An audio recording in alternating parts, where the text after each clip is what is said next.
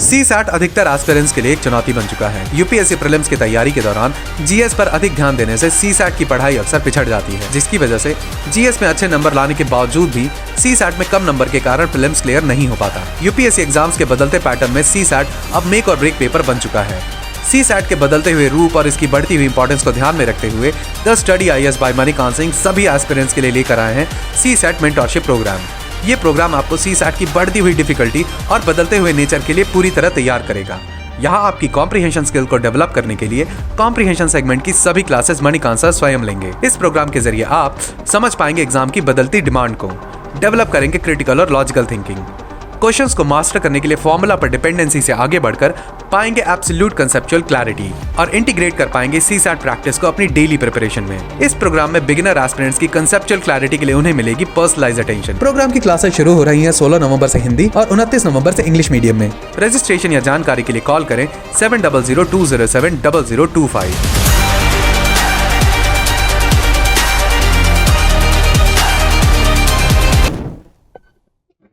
Okay, please sit down, my friends. तो मुझे तो आप लोग जानते ही हैं, और थोड़ा साउंड दे देना, आप लोग जगह पकड़ लें।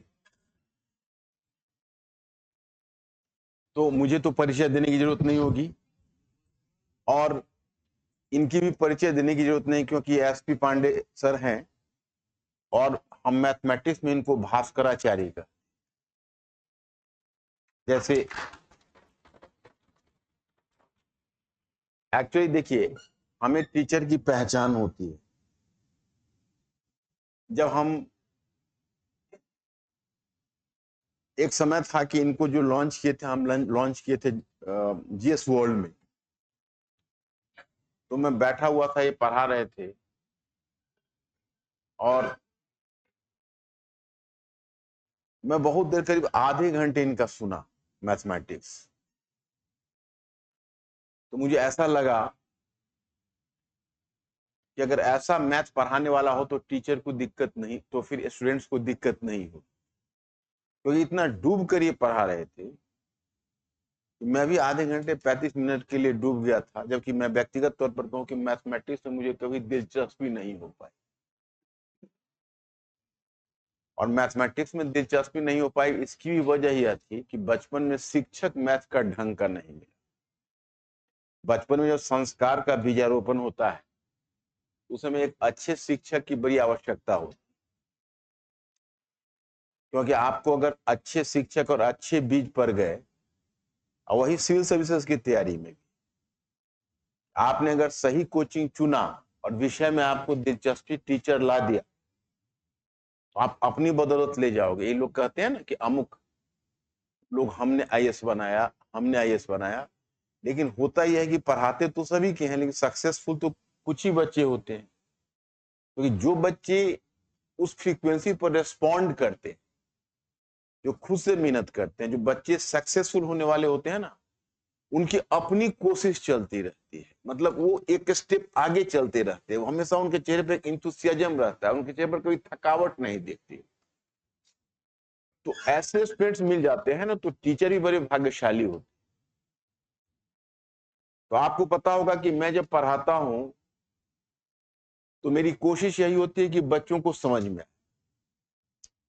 अब जैसे मैथमेटिक्स था, मैथमेटिक्स के हुए रीजनिंग के भी हमारे एक्सपर्ट हैं। संजोग ऐसा है कि आउट स्टेशन है और हमें बूट कैंप करना पड़ा, वो भी आएंगे, उनसे भी आप मिल ही लेंगे, क्योंकि हमारा जो भी सिलेक्शन होगा वो तो अच्छे टीचर का ही होगा।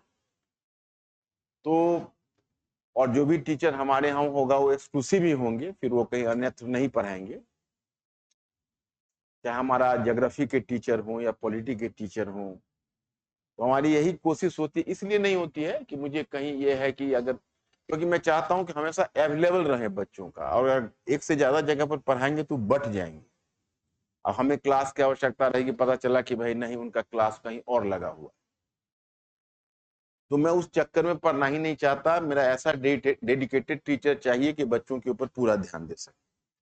अब क्या था कि मैथमेटिक्स में तो ये थे, पांडे सर थे, और रीजनिंग में भी कई टीचर्स हैं जो मार्केट में हैं, हालांकि बहुत ज्यादा का पैटर्न तो एसएससी टाइप का ही, कुछ टीचर हैं जो यूपीएससी के स्टैंडर्ड के पढ़ाते हैं,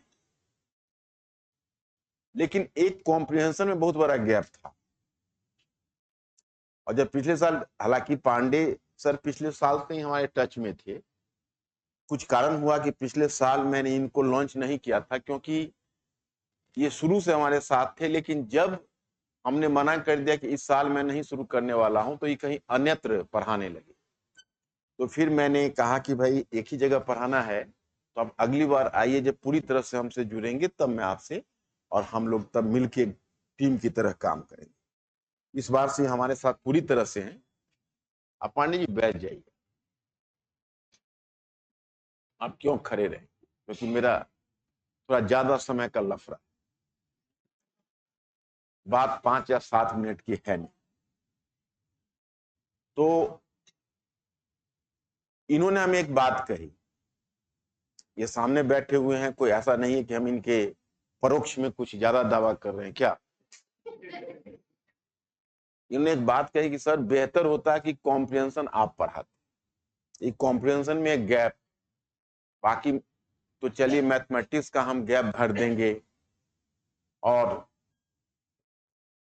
रीजनिंग में भी काम हो जाएगा, लेकिन इस बाजार में कॉम्प्रिहेंशन अप टू मार्क कोई नहीं पढ़ा रहा। शायद आप में से कुछ लोगों को पता हो कि पिछले बैच में मैंने कॉम्प्रिहेंशन यहां से लेके करोल बाग तक पढ़ाया था, और बड़ा सक्सेसफुल रहा था। जो भी बच्चा वो कॉम्प्रिहेंशन का क्लास आपका सीनियर किया होगा, आप उससे पता करना कि मणिकांत सर कॉम्प्रिहेंशन कैसा बताए। देखो एक्चुअली है क्या कि जो अच्छी रीडिंग और अच्छी राइटिंग कर सकता है वो अच्छा कॉम्प्रिहेंशन कर सकता है। जैसे मैं बेसिक फाउंडेशन में how to read how to write करवाता हूँ ना, कॉम्प्रिहेंशन की तैयारी उससे, वो जो आप बेसिक फाउंडेशन से कर रहे हो, उसे आप देखना कॉम्प्रिहेंशन आपके लिए कितना आसान हो जाएगा। क्योंकि देखो कॉम्प्रिहेंशन में क्या होता है, आज मैंने एक मैटर आप लोगों को दिया, शायद कुछ लोगों को कम पड़ गया, वैसे मुझे भी एक मैटर अगर मिल जाता तो मेहरबानी होती।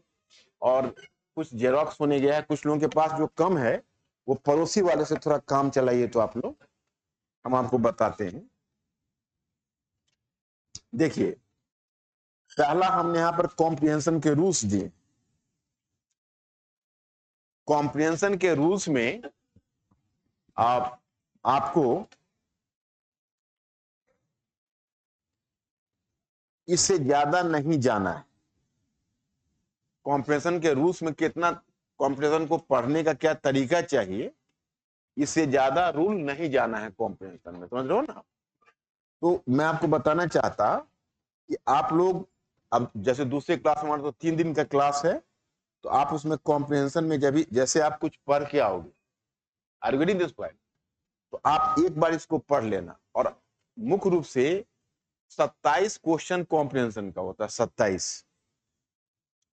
और 27 में मेरा दावा है कि मेरा स्टूडेंट जो मेरे साथ प्रैक्टिस कर लिया उसका 20 कॉम्प्रिहेंशन सही हो जाना चाहिए। 7 को मैं बलिदान दे रहा हूं,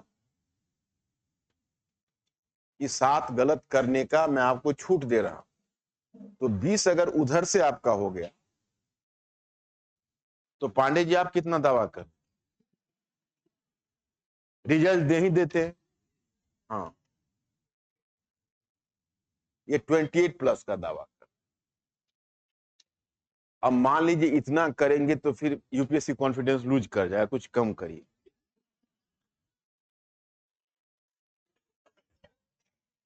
कुछ गलत भी होना चाहिए, क्योंकि अगर मान लीजिए इतना क्वेश्चन कर देगा तो यूपीएससी फिर नाराज हो जाएगा, वो टफ क्वेश्चन सेट करने लगे,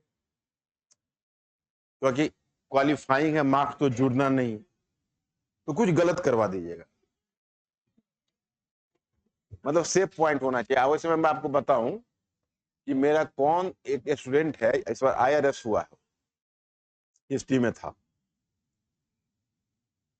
तो हाँ अशोक ही तो है, अशोक, पूरा नाम अशोक मीना है शायद। हाँ अशोक ही, हाँ अशोक ही। अब देखिए उसके क्या उसका संजोग है कि अशोक इतना कॉन्फिडेंट था कि 27 या 28 उसका सी सेट में हुआ। बोला कि सर प्रीलिम्स में थोड़ा सा मैं बॉर्डर लाइन पर हूं, लेकिन मैं निकल जाऊंगा, और निकल जाऊंगा तो फिर सर मैं रुकूंगा नहीं, क्योंकि पिछले साल भी इंटरव्यू दिया था वो। पिछली बार ड्रॉप लिया था, उसके पीछे इंटरव्यू दिया, तो हम उसके प्रीलिम्स के रिजल्ट को लेके काफी कॉन्शियस थे कि भाई प्रीलिम्स का उसका निकलेगा तो बच्चा स्टफ है, फिर फाइनल रिजल्ट देगा। तो प्रीलिम्स जब हुआ तो हम एक्सक्लूसिवली पता किए कि पहले पूछो उससे अशोक का क्या हुआ, तो खबर आई अशोक का कि हो गया प्रीलिम्स। हम कहा कि तब तो उसकी गोटी लाल है, और वास्तव में आईआरएस मिल गया उसे इस बार। तो क्या होता है कि प्रीलिम्स में ना आपको एक सी सेट है, एक 4 क्वेश्चन सी सेट में कम हो जाता है, एक अच्छी खासी संभावना खत्म हो जाती। अब वही बताइए, अगर उसको 2-3 क्वेश्चन कम होता तो ही might have been out of race in prelims itself. तो सी सेट से डरने की आवश्यकता नहीं, कॉम्प्रिहेंशन से तो मैं आपको फियरलेस कर दूंगा।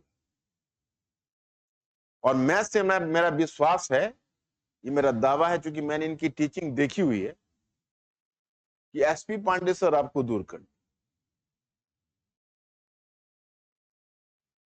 अभी चूंकि मेरे सामने थोड़ा इस संकोच में और दबाव में रहते हैं, इसलिए आपको ऐसे दिख रहे हैं। जहां मैं क्लास से बाहर जाऊंगा, इनका आप एक विकराल रूप देखिए। जब ये अपने फॉर्म में आते हैं और फ्लो में आते हैं, तब इनका फ्लो एक अजब होता है, वो आप लोग महसूस करिएगा मेरे जाने के बाद। क्योंकि मुझे थोड़ा ज्यादा रेस्पेक्ट करते हैं, उम्र की भी काफी गैप है दोनों में, इसलिए अभी थोड़ा ये शांत बैठे। फिलहाल मैं आपको बताऊं कि कॉम्प्रिहेंशन में आप लोग एक काम करिए। कॉम्प्रिहेंशन एक ऐसी चीज है जिसमें कुछ रूल्स बताने पड़ते हैं। तो आज कुछ लोगों के पास मटेरियल है, कुछ लोगों के पास नहीं है। मैं आपको देखो मोटे तौर पर 2-3 बातें आज बताता, उसके बाद मैं कल कुछ काम करूंगा।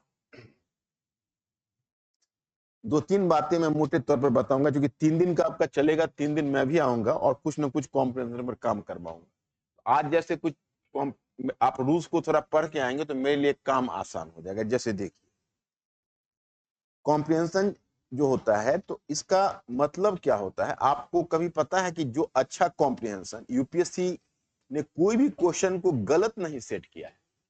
उसने जो सिलेबस भी बनाया है, यूपीएससी बड़ा साइंटिफिक सिलेबस बनाया है। थोड़ा साउंड दो भाई, कुछ कम लग रहा है। यूपीएससी का सिलेबस जो चॉक आउट किया है, बहुत साइंटिफिक किया है। लोग समझ लेते हैं कॉम्प्रिहेंशन अलग है, मैथ अलग है, रीजनिंग अलग है,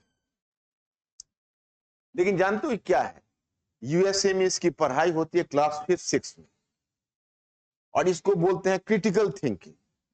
क्रिटिकल थिंकिंग का मतलब है कि अगर आप बेसिक रीजनिंग नहीं जानते हो लाइफ में, are you getting this point? Basic reasoning अगर आप लाइफ में नहीं जानते हो, तो आप अच्छी राइटिंग नहीं कर पाओ। समझ रहे हो कि नहीं? क्योंकि आप जो चीज स्टेटमेंट देते हो, उस स्टेटमेंट को सबस्टेंशिएट करना पड़ता है।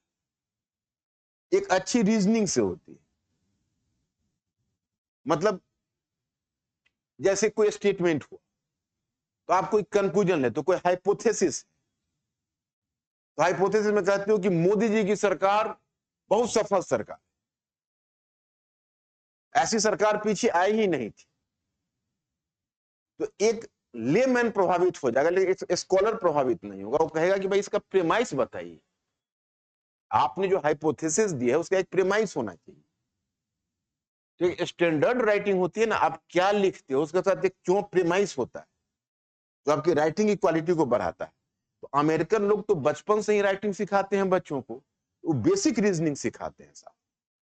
और कॉम्प्रिहेंशन का मतलब है कि एक बच्चा यूपीएससी में मुखर्जी नगर में 5 वर्ष रहकर जीवन भर में क्या पढ़ता है, तो एनसीईआरटी बुक पढ़ता है, वो भी आधा अधूरा, बिना समझे हुए। कोई स्टूडेंट्स को पूछता हूं क्या है हिस्ट्री पढ़े, तो एनसीईआरटी बुक पढ़। अरे भाई, एनसीईआरटी से ऊपर भी तो रो, और भी गम है दुनिया में मोहब्बत के सिवा। मैंने एनसीईआरटी पर ही लोगों का नॉलेज सीमित हो जाता है।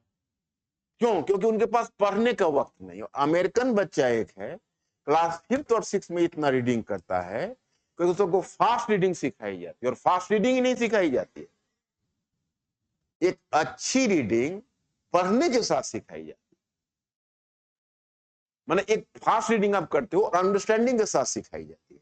यहाँ पर बच्चे एनसीईआरटी की बुक भी उलटते हैं तो मतलब नहीं समझ पाते। हम तो हाउ टू रीड देते हैं ना बेसिक फाउंडेशन वाले कोर्स में, सिर्फ इसलिए कि बच्चे कम से कम पढ़ना तो सीखे। अब देखिए मैं आपको बताता हूं, कॉम्प्रिहेंशन में एक कॉम्प्रिहेंशन होता है लिटरल कॉम्प्रिहेंशन। लिटरल कॉम्प्रिहेंशन उसको हिंदी में कहते हैं शाब्दिक, शाब्दिक कॉम्प्रिहेंशन।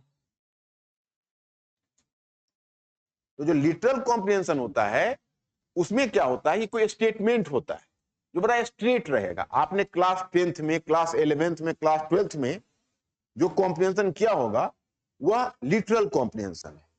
दूसरा कॉम्प्रिहेंशन उसको बोलते हैं इन्फेरेंशियल।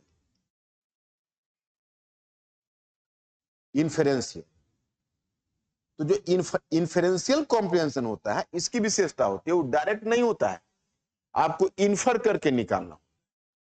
और तीसरा होता है क्रिटिकल। ये तीन तरह के होते हैं। यूपीएससी जो क्वेश्चन आपसे पूछेगा वो क्रिटिकल में पूछेगा, ऐसे इन्फेरेंशियल और क्रिटिकल। लिटरल कॉम्प्रिहेंशन वो आपसे नहीं पूछेंगे। जैसे मैं एक उदाहरण बताता हूं, मैं बोलता हूं यह जो कमरा है जिस कमरे में आप लोग बैठे हुए हैं वह 100 मीटर लंबा और 75 मीटर चौड़ा है। तो आप हमारे स्टेटमेंट को वेरीफाई कर लो, तुरंत मीटर निकालोगे, मेजरमेंट करके बता दोगे कि नहीं यह कमरा सर आपका जो डेटा है वो गलत है, वो 100 मीटर और 75 मीटर नहीं है, कम है या ज्यादा है। तो मेरा स्टेटमेंट की गलती पकड़ी जाएगी। ओके, लेकिन अगर मैं स्टेटमेंट देता हूं कि यह कमरा मुखर्जी नगर का सबसे आरामदायक कमरा, CSAT अधिकतर एस्पिरेंट्स के लिए एक चुनौती बन चुका है। यूपीएससी प्रीलिम्स की तैयारी के दौरान जीएस पर अधिक ध्यान देने से CSAT की पढ़ाई अक्सर पिछड़ जाती है, जिसकी वजह से जीएस में अच्छे नंबर लाने के बावजूद भी CSAT में कम नंबर के कारण प्रीलिम्स क्लियर नहीं हो पाता। यूपीएससी एग्जाम्स के बदलते पैटर्न में CSAT अब मेक और ब्रेक पेपर बन चुका है। CSAT के बदलते हुए रूप और इसकी बढ़ती हुई इंपॉर्टेंस को ध्यान में रखते हुए the study IAS by Manikant Singh सभी एस्पिरेंट्स के लिए लेकर आए हैं CSAT मेंटरशिप प्रोग्राम। ये प्रोग्राम आपको CSAT की बढ़ती हुई डिफिकल्टी और बदलते हुए नेचर के लिए पूरी तरह तैयार करेगा। यहाँ आपकी कॉम्प्रिहेंशन स्किल को डेवलप करने के लिए कॉम्प्रिहेंशन सेगमेंट की सभी क्लासेस मणिकांत सर स्वयं लेंगे। इस प्रोग्राम के जरिए आप समझ पाएंगे एग्जाम की बदलती डिमांड को, डेवलप करेंगे क्रिटिकल और लॉजिकल थिंकिंग, क्वेश्चंस को मास्टर करने के लिए फॉर्मूला पर डिपेंडेंसी से आगे बढ़कर पाएंगे एब्सोल्यूट कंसेप्चुअल क्लैरिटी और इंटीग्रेट कर पाएंगे CSAT प्रैक्टिस को अपनी डेली प्रिपरेशन में। इस प्रोग्राम में बिगिनर एस्पिरेंट्स की कंसेप्चुअल क्लैरिटी के लिए उन्हें मिलेगी पर्सनलाइज्ड अटेंशन। प्रोग्राम की क्लासेस शुरू हो रही हैं 16 नवंबर से हिंदी और 29 नवंबर से इंग्लिश मीडियम में। रजिस्ट्रेशन या जानकारी के लिए कॉल करें 7002070025।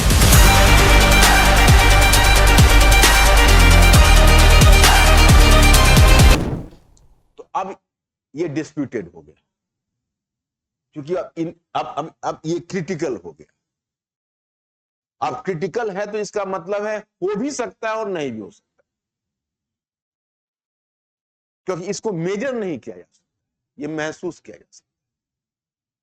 उसी तरह से आप कहीं वर्णन करते हो कि सामने एक मकान है, 4 मंजिली है, उसमें 12 या 24 कमरे हैं, उसमें जो निवास करने वाले लोग हैं वह सामने टेनिस कोर्ट बना रखा है, हर शाम में वो टेनिस खेलते हैं, उनके सामने एक लॉन है, उसके साथ एक स्विमिंग पूल है।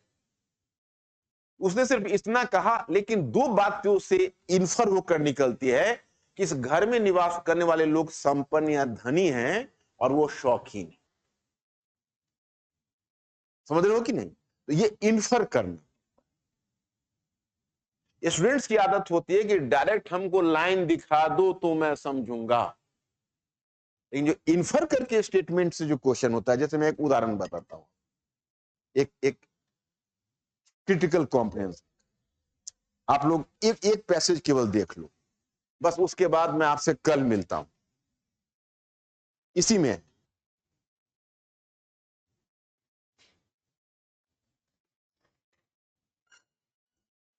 आप पेज संख्या 6 पर आइए। तो आपके पास तो बुकलेट नहीं है, आप थोड़ा पड़ोसी से हेल्प ले लो। जिनके पास बुकलेट नहीं, प्लीज अपने पड़ोसी के साथ थोड़ा अटैच हो जाएं।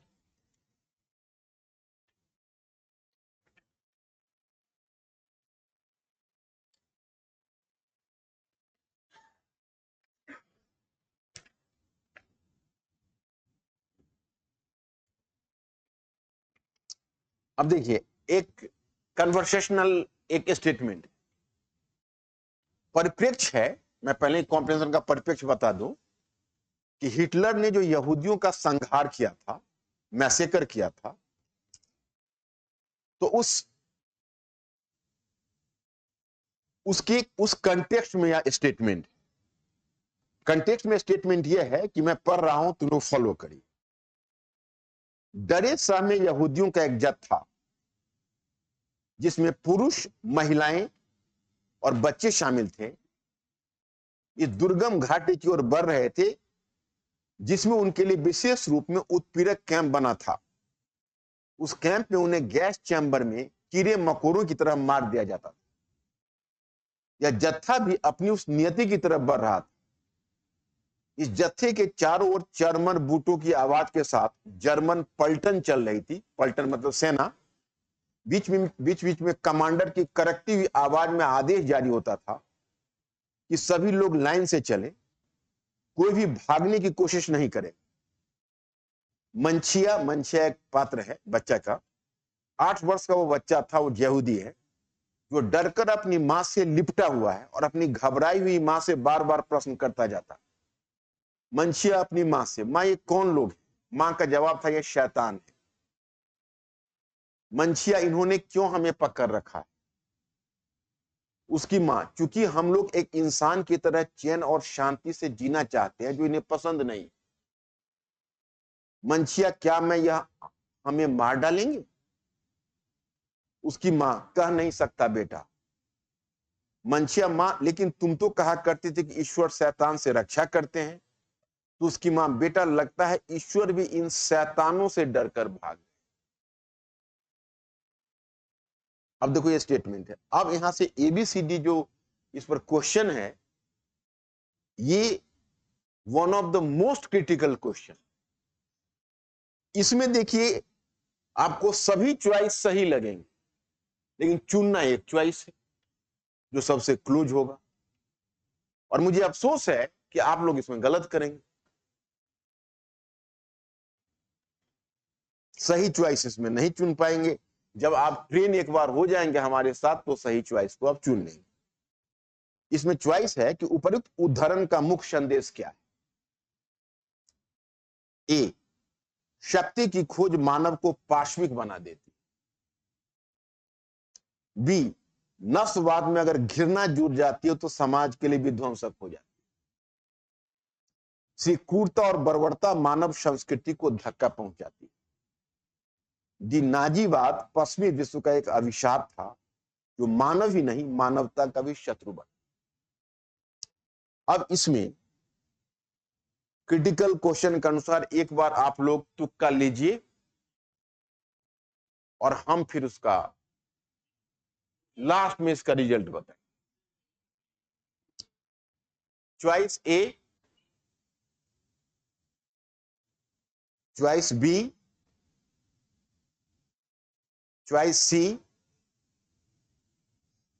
And choice D.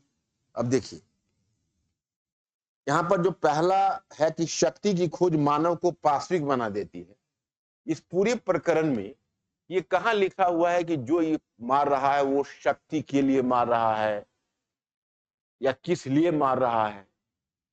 पर्पस तो कहीं भी हिंट नहीं है, संकेत तो मिलना चाहिए। तो चॉइस ए की गुंजाइश तो नहीं। चॉइस बी, नस्लवाद में अगर घृणा जुड़ जाती है तो समाज के लिए विध्वंसक हो जाती है। अब मार रही है वो दुश्मनी से मार रही है या नस्लवाद जैसी चीज है, ये तो कहीं हिंट नहीं किया गया। हिंट होना चाहिए कम से कम। तो बी का भी चॉइस खत्म हो गया। सी है, क्रूरता और बर्बरता मानव संस्कृति को धक्का पहुंचाती है। तो क्रूरता और बर्बरता मानव संस्कृति को धक्का पहुंचाती है, इसका टर्म का जवाब यह है कि देखो यहां जो मंछिया जो अपने मां से सवाल कर रहा है कि भगवान तो शैतान से रक्षा करते हैं, कहा पता नहीं बेटा, भगवान भी शैतान के डर से लगता है भाग गए। तो ये एक बहुत बड़ा एक सांस्कृतिक धक्का है। मतलब जो क्रूरता है और मानव ये जो क्रूरता और बर्बरता वो मानव संस्कृति को धक्का पहुंचा रहा है। मतलब लोगों का जो एक वैल्यू सिस्टम होता है, गॉड, अच्छाई, बुराई, है ना, गुड बैड, उस पर से विश्वास उठ गया। मैंने अच्छे का अच्छा और बुरा का बुरा होता है, जो हमारा वैल्यू सिस्टम समाज का समझाता है, वो खतरे में पड़ गया। क्योंकि इसलिए खतरे में पड़ गया कि उन लोगों ने ऐसी क्रूरता देखी कि उसको जो कल्चरल वैल्यूज है, वो कल्चरल वैल्यूज भी उसको लगा समाप्त। तो choice number C is the correct. और चॉइस नंबर डी में दिया हुआ है नाजीवाद पश्चिमी विश्व का एक अभिशाप था जो मानव ही नहीं मानवता का भी शत्रु था। इसमें नाजी तो कहीं हिंट है ही नहीं, ये तो बाहर से लाने वाली बात होगी। तो क्रिटिकल कॉम्प्रिहेंशन में ऐसे पकड़ना, कोई बात नहीं है, अभी दवा खाने से पहले मैं जब मेडिसिन खिला दूंगा उसके बाद आप लोग टाइट हो जाओगे। और हमारा विश्वास है कि 27 कॉम्प्रिहेंशन में 20 कम से कम तुम लोगों को जरूर करेक्ट करवाऊंगा यूपीएससी। आप लोग इसमें रूल्स पढ़ लेना, रूल्स पढ़ के, और कॉम्प्रिहेंशन में कोई बहुत ज्यादा टाइम भी नहीं लगता है, बस एक बार तुमको रूल्स सारा बताएंगे और तब रूल्स का प्रैक्टिस करवाने में हमको टाइम लगेगा। क्योंकि रूल्स जानने से कुछ नहीं, उसमें कैसे सेंट्रल आइडिया पकड़ा जाता है, सब्सिडियरी आइडिया पकड़ा जाता है, क्वेश्चन कैसे सेंट्रल आइडिया और सब्सिडियरी आइडिया के बेसिस पर होता है, तो उसका तरीका मैं बता दूंगा जो है। हाँ, और एक बात और भी आपको बताऊं, इस बार हमने कॉम्प्रिहेंशन पर इंग्लिश में बुक लिखवाई है, जो हमारे एक बहुत क्लोज और जो हमारे उनके बहुत वेवलेंथ मिलते हैं, उन्हीं से हमने तैयार करवाया। तो हमारे ही लाइन पर पूरा कॉम्प्रिहेंशन, और हमारे ही लाइन पर पूरा कॉम्प्रिहेंशन है, उसका मैं हिंदी में अनुवाद करूं। तो आप लोगों को कॉम्प्रिहेंशन का एक बुक मिलेगा, आप लोगों को थोड़ा दिन प्रैक्टिस कर लीजिए। तो कॉम्प्रिहेंशन पर एक सेपरेट बुक ही दूंगा आपको, प्रैक्टिस करने के लिए भी आपको मार्केट में नहीं जाना होगा, क्योंकि उसमें 600 कॉम्प्रिहेंशन लगभग, और 600 कॉम्प्रिहेंशन का प्रैक्टिस करते करते तो आप, और उतना प्रैक्टिस तो आप कर भी नहीं पाओगे एग्जाम तक, लेकिन जितना कर पाओगे वो उससे आप करते रहिए, है ना। तो मैं स्टूडेंट्स, अब आज आप भास्कराचार्य से मिलिए, और भास्कराचार्य अब आप फॉर्म में आइए, क्योंकि मैं निकल रहा हूं, और आप संभालिए। आप सभी लोगों को एसपी पांडे का नमस्कार। मैं द स्टडी आईएएस के प्लेटफॉर्म पे आप सभी लोगों का हार्दिक स्वागत करता हूं। आज सीसेट की पहली क्लास है और इसमें हम इंट्रोडक्शन टू सीसेट के परिचय के बारे में बात करेंगे। मेरा नाम एसपी पांडे है, मैं आपको मैथ्स का सेक्शन कराने वाला हूं सीसेट के अंदर। जैसा अभी आपको मणिकांत सर ने बताया था, सीसेट का वेटेज क्या है, किस तरीके से ये पूरा का पूरा प्रोग्राम आपका एग्जीक्यूट होने वाला है। सर के मार्गदर्शन में ये सारी की सारी चीज़ें चलने वाली हैं, जिसमें कॉम्प्रिहेंशन का सेक्शन खुद सर लेने वाले हैं।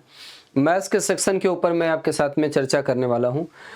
जब से सीसेट इंट्रोड्यूस हुआ 2011 से लगातार मैं सीसेट के लिए टीचिंग कर रहा हूं। और अगर सीसेट की प्रॉपर थोड़ी सी हम लोग एनालिसिस करें तो this is civil services aptitude test. यहाँ पर ये जो एप्टीट्यूड शब्द आ रहा है ना, इस एप्टीट्यूड शब्द की अपने आप में एक बहुत बड़ी महत्ता है।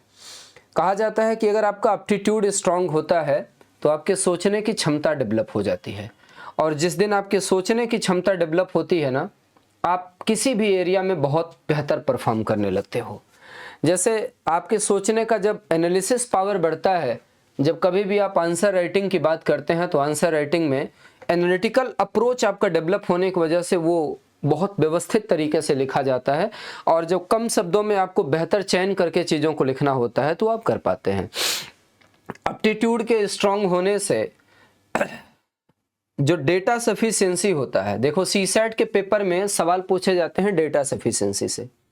जैसे डेटा सफिशिएंसी क्या होता है? स्टेटमेंट बेस्ड क्वेश्चंस, जिसे हम लोग कूट पर आधारित प्रश्न बोलते हैं ना, जिसमें हमको 2 या 3 स्टेटमेंट दिए जाते हैं और पूछा जाता है ओनली 1, ओनली 2, ओनली 3, या 1 2 2 3 1 2 3, ऐसे करके सवाल पूछे जाते हैं। तो ये जो स्टेटमेंट बेस्ड क्वेश्चन होते हैं, ये भी एनालिटिकल प्रॉब्लम्स होते हैं। अगर आपकी एनालिसिस करने की क्षमता बेहतर होती है ना, तो शायद आपके लिए इन चीज़ों को बता पाना बड़ा आसान होता है कि कौन सा स्टेटमेंट आपका ठीक होगा। और कई बार बच्चों को ये लगता है कि डाटा सफिशिएंसी कोई एक चैप्टर है। नहीं भाई साहब, data sufficiency is not any chapter, it is collection of chapters, collection of concepts. आप कॉन्सेप्ट्स पढ़ते रहते हैं, 2 या 2 से अधिक कॉन्सेप्ट्स को मिला करके 2 या 2 से अधिक स्टेटमेंट बना दिए जाते हैं, और उन स्टेटमेंटों की जब आप एनालिसिस करके अपनी चीज़ों को रखते हैं तो उन्हीं को हम लोग डेटा सफिशिएंसी बेस्ड क्वेश्चन बोल देते हैं, ठीक है ना, जिसमें कूट दिए होते हैं, स्टेटमेंट दिए होते हैं, और स्टेटमेंट की आपको क्या करनी होती है, एनालिसिस करनी होती है। कॉम्प्रिहेंशन का एक पार्ट है डेटा सफिशिएंसी, मैं ऐसे आपको बोलूं, जिसमें आप कॉम्प्रिहेंशन में आपको एक पैसेज दिया होता है, उसको पढ़ करके आप चीज़ों की एनालिसिस करते हैं, और जब आप डेटा सफिशिएंसी की बात करते हैं तो डेटा सफिशिएंसी में आपके पास पहले से क्या इन्फॉर्मेशंस हैं, उन इन्फॉर्मेशंस के बिहाफ पर आप चीज़ों को अपने आगे बढ़ाते हैं कि हमको पहले से ये इन्फॉर्मेशन दी गई थी या हमें पहले से इन्फॉर्मेशन पता है। जैसे मैं बोलूं कि भाई सारे के सारे इवन नंबर किससे डिविजिबल होते हैं, तो आप बोलेंगे कि सर जितनी सम संख्याएं हैं वो 2 से डिविजिबल हैं, ये आपको पहले से पता है, इसके बारे में पेपर में कोई इन्फॉर्मेशन नहीं दिया गया, लेकिन स्टेटमेंट दे दिया गया कि जो संख्याएं 2 से डिविजिबल हैं वो सम संख्याएं होती हैं, जो संख्याएं 2 से डिविजिबल नहीं है वो विषम संख्याएं होती हैं। तो आप बोलेंगे सर सम संख्या इवन नंबर और विषम संख्या ऑड नंबर के बारे में मुझे पहले से जानकारी है, तो मैं इसके बारे में डिस्कशन कर देता हूं या चर्चा कर देता हूं। तो बेसिकली जो डेटा सफिशिएंसी है ना, this is the part of comprehension. Comprehension का एक पार्ट होता है। कैसे कॉम्प्रिहेंशन का पार्ट होता है? जिसमें सिर्फ स्टेटमेंट दिए होते हैं, उसको डिसाइड करने के लिए हमारे पास कोई एक पैसेज नहीं होता है।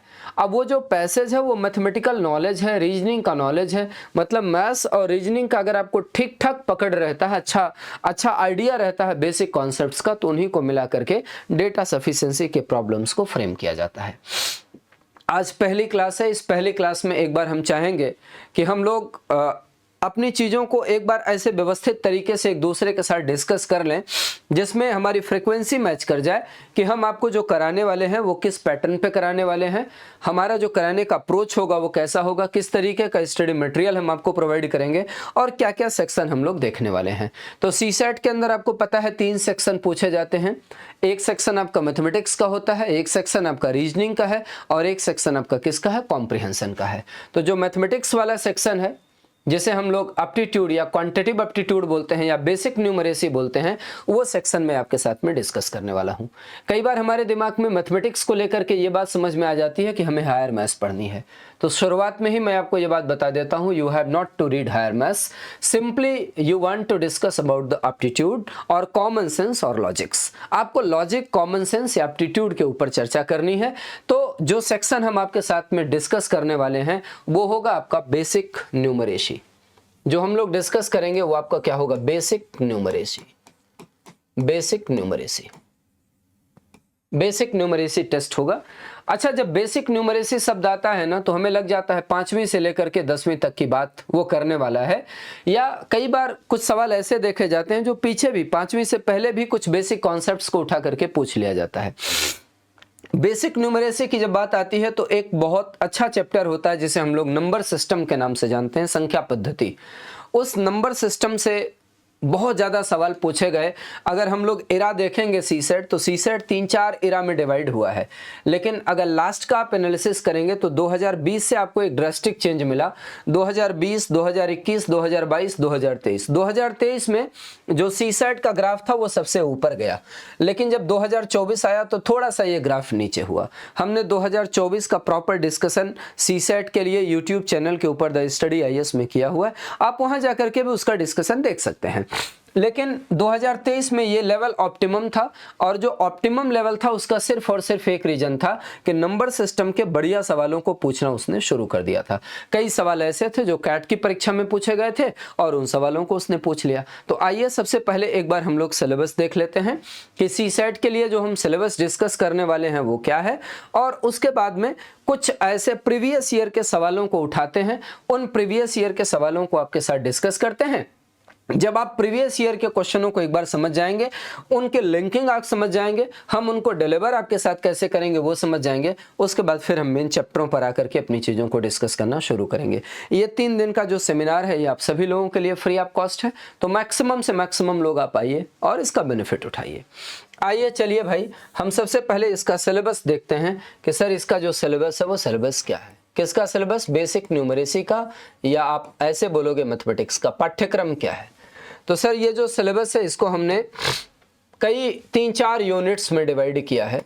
जो फर्स्ट यूनिट है आप उसको देखिएगा। फर्स्ट यूनिट में आपको क्या चैप्टर पढ़ना है? फर्स्ट यूनिट के अंदर हम लोग पढ़ने वाले हैं यूनिट डिजिट। फर्स्ट सेक्शन के अंदर हम लोग पढ़ेंगे यूनिट डिजिट। इस यूनिट डिजिट को हम लोग बोलते हैं इकाई अंक। यूनिट डिजिट को हम लोग क्या कहते हैं? इकाई अंक, यूनिट डिजिट। यूनिट डिजिट के बाद में आप लोग करने वाले हैं डिविजिबिलिटी। डिविजिबिलिटी, सर इस डिविजिबिलिटी को हम लोग बोलते हैं विभाजिता। डिविजिबिलिटी का मतलब क्या होता है? तो आप बोलेंगे ये है आपकी विभाजिता, डिविजिबिलिटी। इसके बाद में फिर आप करने वाले हैं रिमाइंडर थ्योरम। इसके बाद आप लोग करने वाले हैं रिमाइंडर थ्योरम, जिसको हम लोग बोलते हैं शेषफल प्रमेय। बड़ा ट्रेंडिंग टॉपिक है रिमाइंडर थ्योरम। यूनिट डिजिट की बात करूं तो यूनिट डिजिट से अभी तक 2 सवाल पूछे गए, एक 2023 में पूछा गया और एक 2024 में। रिमाइंडर थ्योरम, इसको हम लोग बोलते हैं शेषफल प्रमेय। इसको कहा जाता है शेषफल प्रमेय, रिमाइंडर थ्योरम। इसके बाद में फिर आपको जो इसमें करना है वो फैक्टर्स करना है। फैक्टर्स, फैक्टर्स का मतलब होता है गुणनखंड। फैक्टर्स का मतलब होता है गुणनखंड, जिसमें आप नंबर ऑफ फैक्टर पढ़ते हैं, सम ऑफ फैक्टर पढ़ते हैं, गुणनखंडों की संख्या पढ़ते हैं, गुणनखंडों का योगफल पढ़ते हैं, गुणनखंडों का गुणनफल पढ़ते हैं और कुछ और basic concepts regarding two factors. Factors पढ़ेंगे। इसके बाद में आप पढ़ते हैं सीरीज। सीरीज, सीरीज को हम लोग क्या बोलते हैं? श्रेणी। इस सीरीज में बेसिकली 3 बातें हम लोगों को डिस्कस करनी है, वो मैं बताऊंगा भी आगे। सीरीज में आप स्पेशल सीरीज पढ़ते हो, एपी पढ़ते हो और जीपी पढ़ते हो। इसमें आप स्पेशल सीरीज पढ़ते हो। स्पेशल सीरीज, इसको हम लोग बोलते हैं विशेष श्रेणी। एक आपका होता है एपी अरिथमेटिक प्रोग्रेशन, समांतर श्रेणी, और एक होता है आपका जीपी ज्योमेट्रिक प्रोग्रेशन, या इसको हम लोग गुणोत्तर श्रेणी के नाम से जानते हैं। सीरीज हो गया। इसके बाद में जो अगला चैप्टर आप करोगे वो होता है आपका नंबर ऑफ ट्रेलिंग जीरो। ये अगला होता है आपका number of trailing zero. Number of trailing zero का मतलब होता है दाईं तरफ शून्यों की संख्या। नंबर ऑफ ट्रेलिंग जीरो, इसको हम लोग बोलते हैं दाईं तरफ शून्यों की संख्या। दाईं तरफ शून्यों की संख्या, इस पर भी अभी तक आपके पेपर में 2 सवाल पूछे गए हैं दाईं तरफ शून्यों की संख्या पे। ठीक है, तो हम लोग ये वाला चैप्टर डिस्कस करेंगे। तो जो पहला यूनिट है, पहले यूनिट में आपके चैप्टर कितने बन गए? 1 2 3 4 5 6। फर्स्ट यूनिट ये हो गया। CSAT अधिकतर एस्पिरेंट्स के लिए एक चुनौती बन चुका है। यूपीएससी प्रीलिम्स की तैयारी के दौरान जीएस पर अधिक ध्यान देने से CSAT की पढ़ाई अक्सर पिछड़ जाती है, जिसकी वजह से जीएस में अच्छे नंबर लाने के बावजूद भी CSAT में कम नंबर के कारण प्रीलिम्स क्लियर नहीं हो पाता। यूपीएससी एग्जाम्स के बदलते पैटर्न में CSAT अब मेक और ब्रेक पेपर बन चुका है। CSAT के बदलते हुए रूप और इसकी बढ़ती हुई इंपॉर्टेंस को ध्यान में रखते हुए the study IAS by Manikant Singh सभी एस्पिरेंट्स के लिए लेकर आए हैं CSAT मेंटरशिप प्रोग्राम। ये प्रोग्राम आपको CSAT की बढ़ती हुई डिफिकल्टी और बदलते हुए नेचर के लिए पूरी तरह तैयार करेगा। यहाँ आपकी कॉम्प्रिहेंशन स्किल को डेवलप करने के लिए कॉम्प्रिहेंशन सेगमेंट की सभी क्लासेस मणिकांत सर स्वयं लेंगे। इस प्रोग्राम के जरिए आप समझ पाएंगे एग्जाम की बदलती डिमांड को, डेवलप करेंगे क्रिटिकल और लॉजिकल थिंकिंग, क्वेश्चंस को मास्टर करने के लिए फॉर्मूला पर डिपेंडेंसी से आगे बढ़कर पाएंगे एब्सोल्यूट कंसेप्चुअल क्लैरिटी और इंटीग्रेट कर पाएंगे CSAT प्रैक्टिस को अपनी डेली प्रिपरेशन में। इस प्रोग्राम में बिगिनर एस्पिरेंट्स की कंसेप्चुअल क्लैरिटी के लिए उन्हें मिलेगी पर्सनलाइज्ड अटेंशन। प्रोग्राम की क्लासेस शुरू हो रही हैं 16 नवंबर से हिंदी और 29 नवंबर से इंग्लिश मीडियम में। रजिस्ट्रेशन या जानकारी के लिए कॉल करें 7002070025।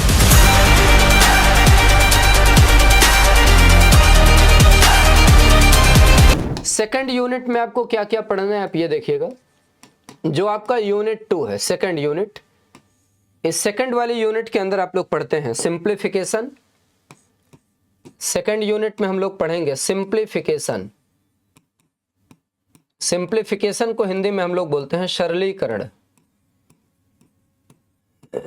इसको कहा जाता है सरलीकरण, सिंप्लीफिकेशन। इसके बाद में आप पढ़ते हो square root and cube root. Square root and cube root, इसको कहा जाता है वर्गमूल तथा घनमूल। इसको हम लोग बोलते हैं वर्गमूल तथा घनमूल। वर्गमूल तथा घनमूल, वर्गमूल तथा घनमूल आप पढ़ते हैं, square root and cube root. इसके बाद आप इसमें पढ़ते हैं surds and indices, surds and indices. इसको कहा जाता है करड़ी तथा घातांक, इसको हम लोग कहते हैं करड़ी तथा घातांक, सर्ड्स एंड इंडाइसेस, इसको कहा जाता है करड़ी तथा घातांक। और एक चैप्टर आप इसमें और करते हो HCF and LCM, HCF and LCM। HCF and LCM को बोलते हैं महत्तम समापवर्त, महत्तम समापवर्त तथा लघुत्तम समापवर्त, महत्तम समापवर्त तथा लघुत्तम समापवर्त, LCM एंड HCF। अच्छा भाई, अगर मैं आपसे इन दो यूनिट्स की बात करूं, अगर मैं आपसे इन दोनों इकाइयों की बात करूं, तो मैं नॉर्मल आपको एक बात बोलूंगा कि सर इन दोनों यूनिट्स को मिला करके आपके पेपर के अंदर कम से कम 40% क्वेश्चन बन जाते हैं। मिनिमम इन दोनों यूनिट्स को मिला करके आपके पेपर के अंदर 40% क्वेश्चन बन जाते हैं। आप बोलेंगे सर गणित से सवालों का रेंज क्या रहता है, तो मैं बड़ी ऑनेस्टी से आपको बताऊं, अगर आप इधर लगातार 3-4 साल के पेपरों का एनालिसिस करेंगे तो जो मैथ से क्वेश्चन बन जा रहे हैं ये लगभग अप्रॉक्सीमेटली 40 क्वेश्चन आपके मैथमेटिक्स वाले सेक्शन से बन जा रहे हैं, 40 सेक्शन से 40 क्वेश्चन। अब आप सोचिएगा 40 क्वेश्चन का अगर आप 40% निकालेंगे तो 40 का 40% कितना होता है, तो आप बोलेंगे 16 होता है सर, 16 होता है। मतलब अगर एक सेक्शन आपका नंबर सिस्टम वाला बेहतर हुआ, आप यूनिट 1 और यूनिट 2 को अगर मिला देते हैं तो यूनिट 1 और यूनिट 2 मिलकर के कंप्लीट आपका नंबर सिस्टम बन जाता है। ये यूनिट 1 और यूनिट 2 को अगर हम लोग मर्ज कर दें तो ये यूनिट 1 और यूनिट 2 मिल करके आपका बन जाता है कंप्लीट नंबर सिस्टम, पूरा का पूरा नंबर सिस्टम बन जाता है। ठीक बात है। तो अगर किसी बच्चे को नंबर सिस्टम अच्छे से आ रहा है तो वो अपने मैथ्स के सेक्शन का कम से कम 40% एरिया अच्छे से कवर कर लेगा। अगर आप इसके चैप्टर्स की बात करेंगे तो आपने देख लिया इसमें चैप्टर कितने हो गए, 1 2 3 4 5 6 चैप्टर पहले यूनिट में, 7 8 9 10 चैप्टर हो गए टोटल, मतलब 4 चैप्टर आपके हो गए तीसरे यूनिट में। तो टोटल 10 चैप्टर जब आप करते हैं तो आपका लगभग 40% एरिया बहुत बेहतर तरीके से कवर हो जाता है। ठीक है, तो this is all okay about your first unit and second unit. Syllabus के क्रम में थोड़ा सा अपनी बात को और आगे बढ़ता हूं, तीसरे यूनिट पे आपको लेकर के चलता हूं कि थर्ड वाली यूनिट क्या है। आइए सर तीसरे यूनिट की बात करते हैं, यूनिट 3। थर्ड वाली यूनिट आपकी क्या है, देखो तीसरे वाले यूनिट में जो आप चैप्टर करेंगे इसमें आप करोगे परसेंटेज, इसको बोलते हैं हम लोग प्रतिशतता, परसेंटेज। दूसरे वाले सेक्शन में आप लोग करोगे प्रॉफिट एंड लॉस, दूसरे वाले में आप करोगे प्रॉफिट एंड लॉस, इसको कहा जाता है लाभ तथा हानि, इसको कहा जाता है लाभ तथा हानि, प्रॉफिट एंड लॉस। इसी प्रॉफिट एंड लॉस के साथ एक चैप्टर आप लोग और करोगे डिस्काउंट, इसी प्रॉफिट एंड लॉस के साथ एक चैप्टर और हम लोग करेंगे डिस्काउंट। डिस्काउंट को हम लोग बोलते हैं बट्टा, क्या बोलेंगे भाई साहब, बट्टा, प्रॉफिट एंड लॉस। फिर आप लोग करोगे सिंपल इंटरेस्ट, इसको हम लोग बोलते हैं साधारण ब्याज। सर ये है आपका साधारण ब्याज, सिंपल इंटरेस्ट। और जो अगला वाला सेक्शन है दैट इज कंपाउंड इंटरेस्ट, अगला वाला सेक्शन है आपका कंपाउंड इंटरेस्ट। इस कंपाउंड इंटरेस्ट को हम लोग बोलते हैं चक्रवृद्धि ब्याज, कंपाउंड इंटरेस्ट या इसको कहा जाता है चक्रवृद्धि ब्याज।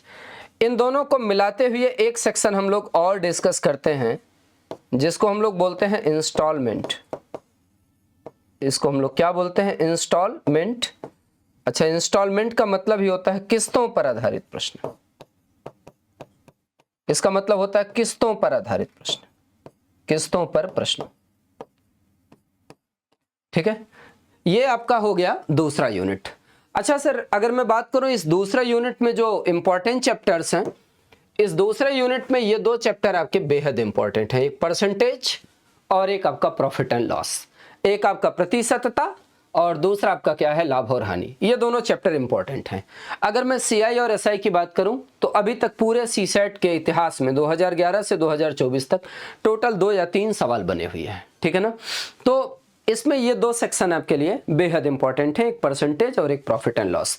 वैसे भी कहा जाता है जब तक परसेंटेज का बेसिक कॉन्सेप्ट आपका डेवलप नहीं होता है तब तक क्लियरिटी नहीं बढ़ती आपके दिमाग में चीज़ों को सोच पाने की। इसलिए आप इसके लिए थोड़ा सा अवेयर रहिएगा। परसेंटेज और प्रॉफिट एंड लॉस के लिए कहा जाता है जिस बच्चे का परसेंटेज अच्छे से क्लियर हो जाता है ना, वो अरिथमेटिक के 90% एरिया में बहुत अच्छा परफॉर्म करता है। रीजन, जैसे मैं बोलूँ 20% क्या है तो आप बोलेंगे 1/5 है। 1/5 को हम लोग 1:5 भी लिख सकते हैं। इसका मतलब परसेंटेज की समझ के साथ साथ रेशियो की समझ डेवलप हो जाती है, और अगर परसेंटेज की समझ के साथ साथ आपकी रेशियो की समझ डेवलप हो गई तो रेशियो और परसेंटेज का जो ये मिक्सअप फॉर्मेट है ये आपको एक ठीक ठाक रूपरेखा दे देता है। चलिए थोड़ा सा अपनी बात को आगे बढ़ाते हैं, यूनिट नंबर 4 पे आते हैं। जो चौथा यूनिट हम आपको कराने वाले हैं वो क्या है? 4th यूनिट में हम आपके साथ क्या डिस्कस करने वाले हैं? 4th यूनिट में आप पढ़ेंगे time and work. Time and work इसको बोलते हैं समय तथा कार्य, या कई जगह पर इसको कार्य तथा समय कहा जाता है। कार्य तथा समय, टाइम एंड वर्क, समय तथा कार्य या कार्य तथा समय। इसी चैप्टर से जुड़ा हुआ एक चैप्टर है जिसे हम लोग बोलते हैं pipe and system. Applied topic है, इसी का एप्लीकेशन है पाइप एंड सिस्टम। इसको कहा जाता है नल तथा हौज। इसको कहा जाता है नल तथा हौज। पाइप एंड सिस्टम, नल तथा हौज। अगला जो टॉपिक है उसमें आप पढ़ते हैं टाइम, स्पीड एंड डिस्टेंस। ये बड़ा इंपॉर्टेंट चैप्टर है। टाइम, स्पीड एंड डिस्टेंस, चाल, समय तथा दूरी। Time, speed and distance. Time, speed and distance के साथ आप लोग 2 टॉपिक और भी करते हो, मतलब इसी में आप 3 टॉपिक कर लेते हो basically. Time, speed and distance के साथ में आप एक टॉपिक जो करते हो वो है आपका ट्रेन। ट्रेन को बोलते हैं रेलगाड़ी। ये है आपकी रेलगाड़ी, ये करते हैं आप। अगला आप करते हैं boat and stream. Boat and stream इसको कहा जाता है नाव तथा धारा। इसको कहा जाता है नाव तथा धारा, बोट एंड स्ट्रीम। और एक टॉपिक आप करते हैं रेसेस। रेसेस या इसको हिंदी में हम लोग बोलते हैं दौड़, ठीक है। यूपीएससी ने यहां से भी सवाल पूछे हैं। बोट एंड स्ट्रीम से अभी तक एक सवाल पूछा गया है, ट्रेन से सवाल पूछा जाता है, टाइम, स्पीड एंड डिस्टेंस से सवाल पूछा जाता है। इस बार का ही पेपर आप देखिए तो टाइम एंड वर्क से भी सवाल पूछा गया है, पाइप एंड सिस्टम से भी सवाल पूछे गए हैं। तो ये तीसरा यूनिट आपने देख लिया और ये हो गया आपका चौथा यूनिट। 2 यूनिट और हैं, उसके सिलेबस की बात कर लेता हूं। इसके बाद आप आइएगा यूनिट 5। सर 5वां यूनिट आप क्या पढ़ोगे? यूनिट 5 की अगर मैं बात करूं 5th यूनिट, तो इस 5वें यूनिट में जो आप चैप्टर करने वाले हो, 5वें यूनिट में जो आपका चैप्टर होने वाला है वो होगा रेशियो एंड प्रपोर्शन। 5वें यूनिट का आपका टॉपिक होगा ratio and proportion. Ratio and proportion, ratio and proportion, इसे हम लोग बोलते हैं अनुपात तथा समानुपात। अनुपात तथा समानुपात, रेशियो एंड प्रपोर्शन, इसको हम लोग बोलते हैं अनुपात तथा समानुपात। फिर आप पढ़ते हो mixture and allegation. Mixture and allegation, इसको हम लोग बोलते हैं मिश्रण। रेशियो एंड प्रपोर्शन भी बड़ा इंपॉर्टेंट चैप्टर है, मिक्सचर एंड एलिगेशन भी आपका एक इंपॉर्टेंट चैप्टर है, इसको हम लोग बोलते हैं बच्चों मिश्रण। इसके बाद में आप इसमें पढ़ोगे पार्टनरशिप। इस बार 2024 में यहां से सवाल पूछा गया है। पार्टनरशिप, इसको कहा जाता है साझेदारी।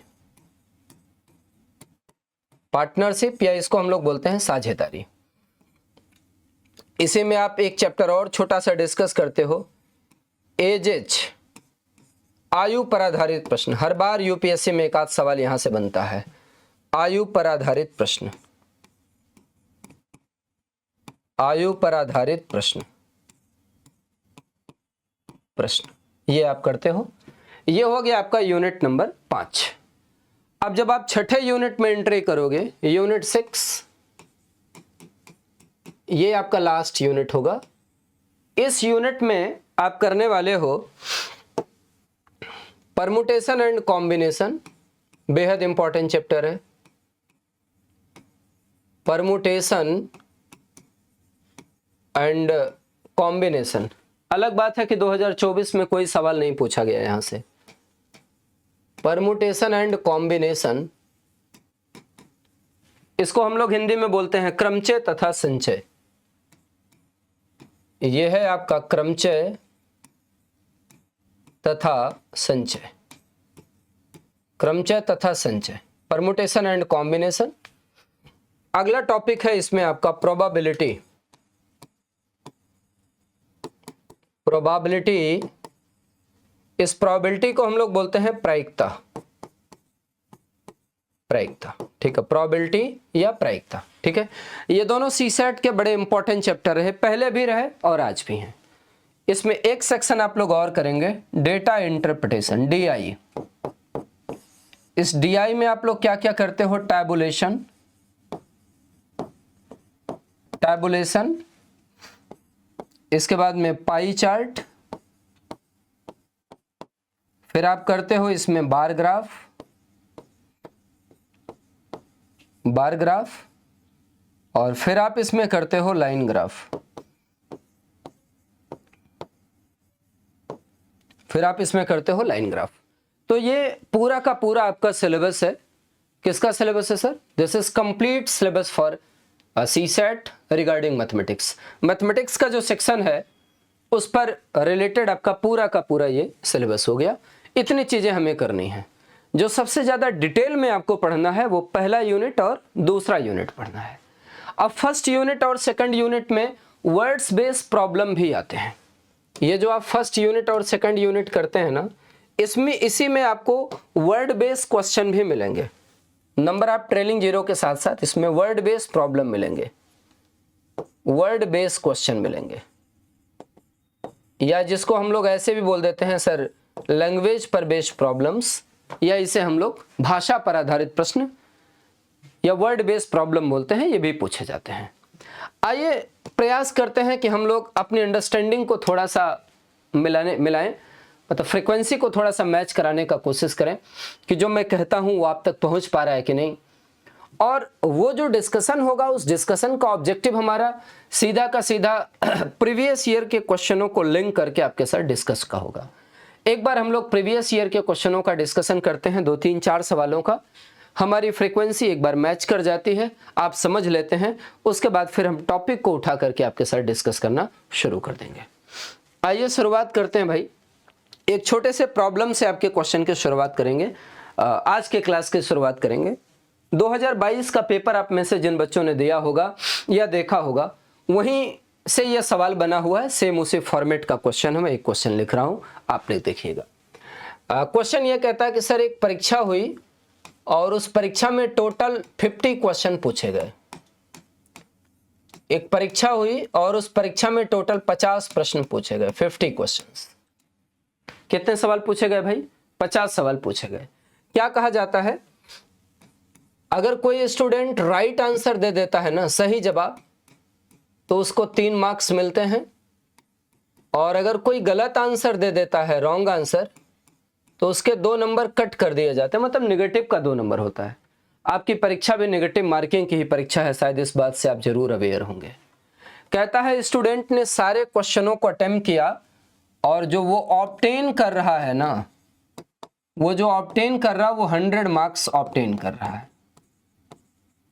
वो जो ऑब्टेन कर रहा है वो 100 मार्क्स ऑब्टेन कर रहा है, 100 नंबर उसको मिल रहे हैं। आपको ये बताना है number of right answers, number of right answers and number of wrong answers. तो एक तो ये बताना है कि जो सही जवाब की संख्या होगी वो क्या होगी, और दूसरा आपको ये बताना है कि जो गलत जवाबों की संख्या होगी वो क्या होगी। एक बताना है नंबर ऑफ राइट आंसर्स और एक बताना है आपको नंबर ऑफ रॉन्ग आंसर्स। 2022 की परीक्षा से रिलेटेड आपका सवाल है, बस डेटाबेस इधर उधर है, बाकी लैंग्वेज आपका एग्जैक्ट वही का वही है। आइए थोड़ा सा इसको हम लोग समझने का प्रयास करते हैं, देखते हैं क्या सवाल है। अच्छा बताइएगा, ये कहा जा रहा है कि उस विद्यार्थी ने सारे सवालों को अटेम्प्ट किया, मतलब उसने 50 के 50 क्वेश्चनों को अटेम्प्ट किया है। सर 50 के 50 सवालों को अटेम्प्ट किया है और उसको ये कहा जा रहा है कि अगर आप गलतियां करोगे ना तो गलती करने पर आपके नंबर काट लिए जाएंगे। तो क्या वो जान करके गलतियां करेगा? आप बोलेंगे नहीं सर, जान के तो गलती नहीं करेगा। जब आपको ये पता हो कि मैं गलती करूंगा उसके बदले में मेरे को पनिशमेंट मिलेगा या पेनल्टी लगेगी, तो क्या जान करके गलती करोगे? नहीं। मतलब वो इस इंटेंशन से सवालों को अटेम्प्ट कर रहा है कि उसके सारे के सारे सवाल क्या हो जाएंगे, ठीक हो जाएंगे। आप बताइएगा, अगर उसके 50 के 50 सवाल ठीक हो जाते, हर एक सवाल पर उसको 3 नंबर मिल रहा है, 50 के 50 सवाल अगर उसके ठीक हो जाते तो उसको कितना नंबर मिलना चाहिए था? तो आप बोलेंगे सर 150, 150 नंबर मिलना चाहिए था। जिस बंदे को 150 नंबर मिलना चाहिए था उसको कितना नंबर मिल रहा है भाई? तो आप बोलेंगे सर 100 नंबर मिल रहा था। 150 नंबर मिलना चाहिए, 100 नंबर मिल रहा है, इसका मतलब उसका कितने नंबर का नुकसान हो गया? तो आप बोलेंगे सर 50 नंबर का नुकसान हो गया उसे। अच्छा बताइए, ये जो 50 नंबर का नुकसान हुआ है ये क्यों हुआ होगा? तो आप बोलेंगे सर उसने गलतियां की है, इस वजह से 50 नंबर का नुकसान हुआ होगा। आइए सर एक गलती की बात करते हैं। अगर उस बच्चे का एक सवाल गलत हो गया तो क्या वो एग्जामिनर उसे 3 नंबर देगा? आप बोलेंगे नहीं सर, 3 तो देगा नहीं, पिछले वाले में से 2 नंबर और कट जाएगा। तो एक तो 3 नंबर मिला नहीं और पिछले वाले में से 2 नंबर और कट गया। इसका मतलब अगर एक सवाल गलत हो रहा है तो उस बच्चे को नुकसान हो रहा है कितने नंबर का? 5 नंबर का। और आपने देखा है कि जो टोटल नुकसान हो रहा है वो 50 नंबर का हो रहा है।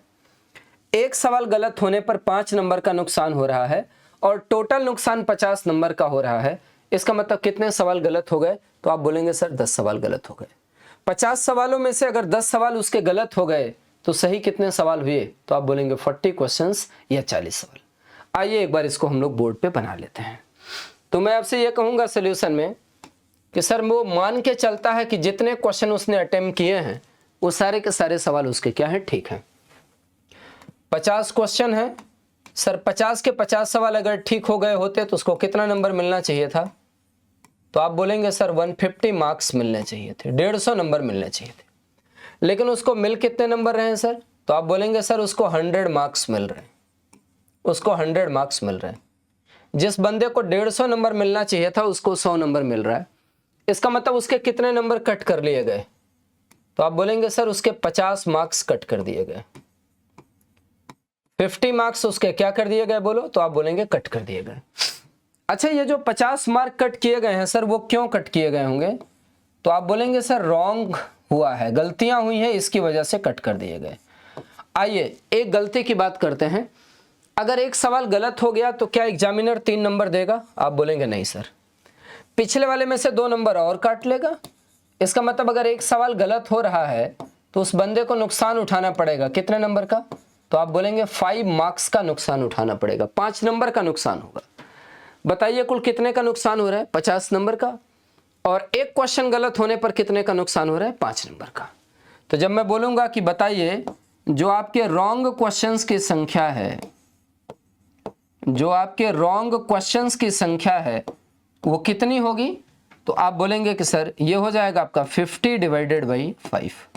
सर 50 को 5 से डिवाइड करिएगा तो कितना आ जाएगा? 10। बताइए उसके कितने सवाल गलत हो गए? तो आप बोलेंगे सर उसके 10 सवाल गलत हो गए। अच्छा 10 सवाल गलत हुए ये इंप्लाई करता है कि राइट आंसर्स क्या होंगे? नंबर ऑफ राइट आंसर्स, जो सही जवाबों की संख्या होगी वो कितनी होगी? तो आप बोलेंगे सर टोटल 50 क्वेश्चन हैं और 50 क्वेश्चन में से 10 क्वेश्चन आपके गलत हो गए जो सही जवाबों की संख्या बन गई वो कितनी बन गई? 40। मैं उम्मीद करता हूं आप सभी लोगों को यह क्वेश्चन बेहतर तरीके से क्लियर हुआ होगा। ठीक है, अब इसी वाले कॉन्सेप्ट को ध्यान में रखते हुए ना हम वर्क एंड वेजेस का एक प्रॉब्लम फ्रेम करते हैं, और थोड़ा सा आप देखिए कि अगर इसी वाले कॉन्सेप्ट को वो और लैंग्वेज पर ले जा करके बनाने का प्रयास करेगा तो आखिरकार लैंग्वेज पर वो चीज़ें किस तरीके से बनेंगी उस पर मैं थोड़ा सा आपके साथ में डिस्कशन करूंगा। I hope this question becomes clear to all. आप में से किसी को कोई दिक्कत नहीं होगा।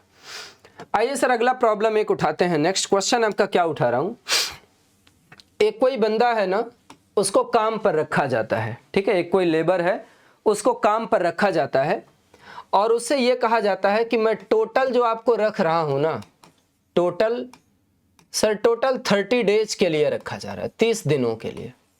ठीक है, अब देखो कई जगह पर 1 मंथ यूज किया जाता है तो डिबेट होने लगता है 28 लूं, 29 लूं, 30 लूं या 31 लूं। तो मैं बड़ा क्लियर बता रहा हूं कि उस लेबर को अपॉइंट किया गया है कितने डेज के लिए? 30 डेज के लिए। जिस मालिक के यहां वो लेबर काम करने के लिए जाता है उसका मालिक ये कहता है कि सर अगर आप प्रेजेंट रहोगे ना तो आपको 10 रुपया पर डे के हिसाब से दिया जाएगा, 10 रुपया पर डे के हिसाब से दिया जाएगा। लेकिन अगर आप एब्सेंट हो गए तो सर 2 रुपया पर डे के हिसाब से आपका डिडक्ट कर दिया जाएगा। पर डे के हिसाब से क्या किया जाएगा? डिडक्ट कर दिया जाएगा, मतलब काट लिया जाएगा। ठीक है, वो ये कहता है कि महीने के लास्ट में उसका हिसाब किताब हुआ और जो उसने टोटल गेन किया, सर जो उसने टोटल गेन किया वो 216 रुपए गेन कर लिया। सर उसने टोटल 216 रुपए गेन कर लिया, 216 रुपीज उसने गेन कर लिया, 216 रुपए। अब आपको यह बताना है कि सर वो कितने दिन तक काम पर आया, मतलब वो कितने दिन तक प्रेजेंट रहा, और दूसरा आपको यह बताना है कि वो कितने दिन तक एब्सेंट रहा। For how many days he was absent, मतलब वो कितने दिन काम पर आया और उसने कितने दिन छुट्टियां करी। क्या सवाल है, एक बार दोबारा से फ्रेम कर देता हूं, सुन लीजिएगा। एक कोई लेबर है, उसको 30 दिन के लिए काम पर रखा जाता है और उससे यह कहा जाता है कि अगर आप काम पर आओगे तो आपको 10 रुपया दिया जाएगा और अगर आप छुट्टी करोगे ना तो आपका 2 रुपया काट लिया जाएगा। वो बंदा काम पर आया और बीच में छुट्टियां भी की और फाइनली जो हिसाब हुआ उसे 216 रुपए महीने के लास्ट में मिले। आपको यह बताना है कि वो कितने दिन काम पर आया और उसने कितने दिन छुट्टियां करी। ये आपका सवाल है। मैं आपको एक बड़ा बेसिक सा बात बता रहा हूं, ध्यान से सुनिएगा। अगर किसी व्यक्ति को आप ये कहते हैं कि आप छुट्टी करोगे ना तो आपका पैसा काट लिया जाएगा, तो क्या वो व्यक्ति जान करके छुट्टी करेगा? आप बोलेंगे नहीं सर, वो व्यक्ति जान करके तो छुट्टी नहीं करेगा। इसका मतलब इंटेंशन उस व्यक्ति का बिल्कुल नहीं है कि वो छुट्टियां करेगा। अच्छा, अगर इंटेंशन नहीं है कि वो छुट्टियां करेगा तो मान के चल रहा है कि वो 30 का 30 दिन प्रेजेंट हुआ है। सर 30 का 30 दिन अगर वो प्रेजेंट हो रहा है और पर डे का उसको 10 रुपया मिल रहा है तो बताइए उसको कितना रुपया गेन होना चाहिए? आप बोलेंगे सर 300 रुपए उसको गेन होना चाहिए, 300 रुपए मिलना चाहिए। लेकिन फाइनली उसको मिल कितना रुपया रहा है? तो आप बोलेंगे 216। जिस व्यक्ति को 300 रुपए मिलने चाहिए थे उसे 216 रुपए मिल रहे हैं। इसका मतलब कितने रुपए काट लिए गए? तो आप बोलेंगे सर 84 रुपए काट लिए गए। अच्छा बच्चे आप बताओ ना, ये जो 84 रुपए काटे गए होंगे ये क्यों? तो आप बोलेंगे साहब गलतियां किया है उसने। क्या गलतियां किया है? एब्सेंट रहा है। अगर मैं एक दिन एब्सेंट होने की बात करूं तो बताओ क्या उसे 10 रुपया मिलने वाला है? आप बोलेंगे बिल्कुल नहीं। पिछले वाले में से कितना रुपया काट लिया जाएगा? 2 रुपया काट लिया जाएगा। इसका मतलब अगर वो एक दिन एब्सेंट होता है तो उसे नुकसान होगा कितने रुपए का? 12 रुपए का। और बताइए टोटल नुकसान कितने का हो रहा है? तो आप बोलेंगे सर 84 रुपए का। एक दिन गायब हो रहा है तो उसे 12 रुपए का नुकसान हो रहा है और टोटल नुकसान उसे 84 रुपए का हो रहा है। इसका मतलब वो कितने दिन गायब रहा? तो आप बोलेंगे सर वो 7 डेज, 7 दिन गायब रहा। 12 से 84 होता है, 12 7 जा 84। तो 30 दिन में अगर कोई बंदा 7 दिन गायब रहा तो कितने दिन काम पर आया? तो आप बोलेंगे सर वो बंदा 23 दिन काम पर आया। पिछले वाले सवाल में आपने देखा था टोटल 50 सवाल थे, यहां पर टोटल आपके 30 दिन है। अगर राइट आंसर होता था वहां 3 नंबर मिलता था, यहां पर अगर प्रेजेंट हो जा रहा है तो उसे 10 रुपए मिलेंगे। अगर रॉन्ग आंसर देता था तो 2 नंबर कट जाते थे, अगर यहां पर एब्सेंट हो रहा है तो उसके 2 रुपए कट जा रहे हैं। फाइनली वहां पर 100 नंबर मिलते थे और यहां पर उसे 216 रुपए मिल रहे हैं। तो आपको यह बताना है कि सर जो number of days in which he was present and number of days in which he was absent वो अलग अलग क्या होंगे। तो आपने देखा नेगेटिव मार्किंग का जो सवाल था उसी सवाल को वर्क एंड वेजेज के एक प्रॉब्लम पर फ्रेम कर दिया गया। आइए थोड़ा सा इसको हम लोग समझने का प्रयास करते हैं। समझ तो चुके हैं, इसको डिटेल में एक बार सॉल्व कर लेते हैं। मैंने आपसे ये कहा कि सर उस आदमी का बिल्कुल इंटेंशन नहीं है कि वो किसी दिन क्या करेगा, छुट्टी करेगा। तो अगर वो बंदा 30 का 30 दिन प्रेजेंट हो जाता है, अगर वो बंदा 30 का 30 दिन प्रेजेंट हो जाता है और हर दिन का उसको 10 रुपया मिलता है, तो बताइए उसको कितना रुपया मिलना चाहिए। तो आप बोलेंगे सर 300 रुपया मिलना चाहिए। बोलो भाई हाँ या ना, आप बोलेंगे हाँ सर। लेकिन उसको मिल कितना रहा है, तो आप बोलेंगे सर 216 रुपये मिल रहा है। सर 300 रुपया मिलना चाहिए था, 216 रुपये मिल रहे हैं, इसका मतलब कितने रुपए काट लिए गए। तो आप बोलेंगे सर 84 रुपए उसके कट गए, ये 84 रुपए कट कर लिए गए। सर ये 84 रुपए 84 रुपीज क्यों कट किए गए हैं। तो आप बोलेंगे सर ये 84 रुपए जो कट किए गए हैं वो एब्सेंट होने के कारण कट किए गए, एब्सेंट होने के कारण। अगर मैं एक दिन एब्सेंट होने की बात करूं तो उसका मालिक उसे 10 रुपया देगा क्या, बिल्कुल नहीं। सर अगर आप किसी दिन नहीं जा रहे हो काम करने के लिए तो उस दिन की दिहाड़ी मिलेगी क्या, नहीं, तो 10 रुपया तो मिलेगा नहीं। और पिछले वाले में से 2 रुपया और काट लिया जाएगा। इसका मतलब अगर एक दिन वो नहीं आया तो उसे नुकसान होगा कितने रुपए का। तो आप बोलेंगे सर अगर वो एक दिन नहीं आया तो उसे 12 रुपए पर डे के हिसाब से क्या होगा, नुकसान होगा। कुल नुकसान कितने रुपए का हो रहा है, 84 रुपए का। और अगर एक दिन नहीं आ रहा है तो कितने का नुकसान हो रहा है, 12 रुपए का। इसका सीधा सीधा मतलब हो गया, अगर आपसे कोई पूछता है ये बताओ वो कितने दिन एब्सेंट रहा, तो आप बोलेंगे सर 84 रुपए नुकसान हो रहा है, पर डे का 12 रुपए हो रहा है। इसका मतलब वो जो एब्सेंट हो गया वो कितने दिन के लिए एब्सेंट हो गया, 7 डेज, 7 दिनों के लिए। एंड यहीं पर अगर मैं आपसे पूछूं कि सर ये बताओ वो प्रेजेंट कितने दिन रहा, तो आप बोलेंगे कि सर टोटल 30 दिन हैं, 30 दिनों में अगर कोई बंदा 7 दिन एब्सेंट रहा, इसका मतलब वो जो प्रेजेंट रहा वो कितने दिन के लिए प्रेजेंट रहा। तो आप बोलेंगे 23 डेज या 23 दिन के लिए वो बंदा प्रेजेंट रहा। बताओ कि आप सभी लोगों को मेरी बात क्लियर हो गई है, आप बोलेंगे जी सर। तो नेगेटिव मार्किंग के एक सवाल को हमने फ्रेम कर दिया, किसके बिहाफ पे, लैंग्वेज के बिहाफ पे।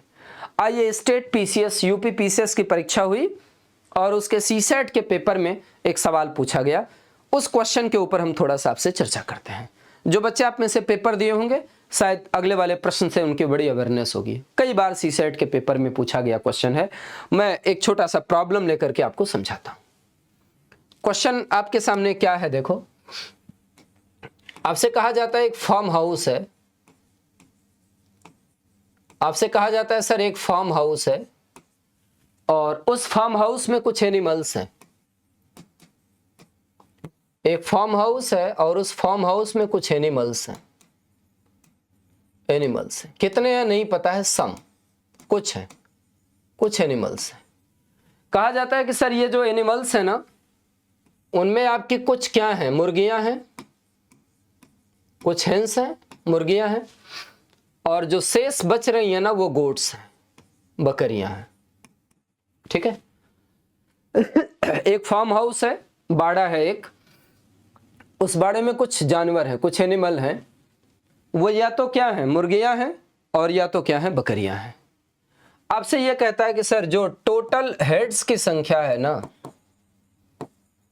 जो टोटल हेड्स की संख्या है वो है आपकी 40 और सर जो टोटल लेग्स की संख्या है, टोटल जो लेग्स की संख्या है वो है आपका 100। ठीक है, आपसे पूछा गया है ये बताओ जो हेंस की संख्या होगी वो क्या होगी, क्वेश्चन मार्क, और जो गोट्स की संख्या होगी वो क्या होगी, क्वेश्चन मार्क। ये 2 सवाल पूछे गए, यूपी पीसीएस की परीक्षा हुई, उसी के सीसेट के अंदर ये सवाल बना हुआ है। क्या कहता है, एक फार्म हाउस है, उस फार्म हाउस में कुछ जानवर हैं, वो जानवर या तो क्या है, मुर्गियां हैं और या तो क्या है, बकरियां हैं। आपसे कहता है कि सर कुल मिलाकर के 40 सिर हैं और 100 पैर हैं। आपको यह बताना है कि मुर्गियों की संख्या कितनी है और बकरियों की संख्या कितनी है। ध्यान से सुनिएगा मेरी बात को। अच्छा, एक बात बताओ आप, अभी यहां दिया गया है देयर आर सम एनिमल्स, कुछ जानवर हैं, और वो जो भी जानवर हैं या तो क्या है मुर्गियां और या तो क्या है बकरियां। भाई साहब, मुर्गियों के कितने सिर होते हैं तो आप बोलेंगे 1, बकरियों के भी कितना सिर होता है तो आप बोलेंगे 1। अगर टोटल 40 सिर हैं तो क्या ऐसे कह दूं टोटल जानवरों की संख्या 40 होगी? आप बोलेंगे बिल्कुल। भाई मुर्गी के भी 1 सिर हो गया और बकरी के भी 1 सिर हो गया। इसका मतलब अगर टोटल 40 सिर हैं तो जानवरों की संख्या कितनी हो गई? 40। एक बात तय हो गया कि कुल जानवर जो सम लिखा था वो 40 हो गया। एक पार्ट तो सॉल्व हो गया। अब आपसे कहता है टोटल लेग्स कितने हैं? 100। अच्छा, मुर्गी और बकरी में पैरों की संख्या अलग अलग होती है क्या? आप बोलेंगे जी सर अलग अलग होती है। बताइए भाई साहब, मुर्गियों के कितना पैर होता है?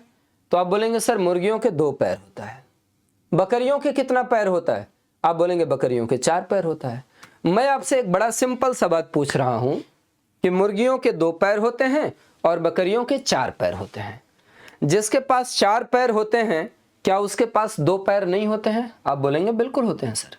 इसका मतलब मुर्गियों के पैरों की संख्या होती है 2 और बकरियों के पैरों की संख्या होती है 2 + 2। इसका मतलब बकरियों के पास 2 पैर तो है ही, 2-2 पैर और एक्स्ट्रा हो गए। अच्छा, क्या ऐसे कह दूं कि 2-2 पैर तो सभी जानवरों के हैं? आप बोलेंगे हाँ सर।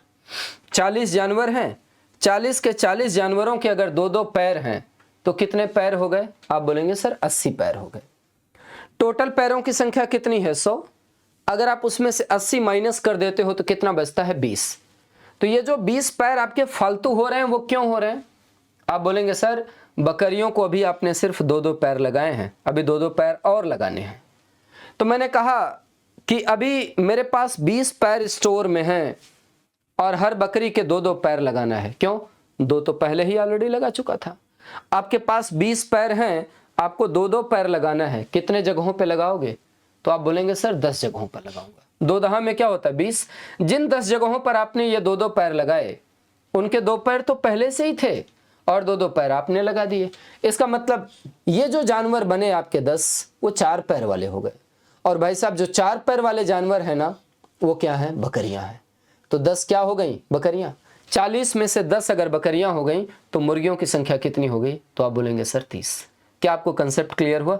मतलब यूपीएससी के सीसैट के पेपर के अंदर लैंग्विस्टिक प्रॉब्लम कई ऐसे भी बनते हैं कि अगर आपको कॉन्सेप्चुअल क्लियरिटी है तो डेटाबेस और लैंग्वेज को रीड करने के बाद आप ओरली उनको कैलकुलेट कर सकते हैं।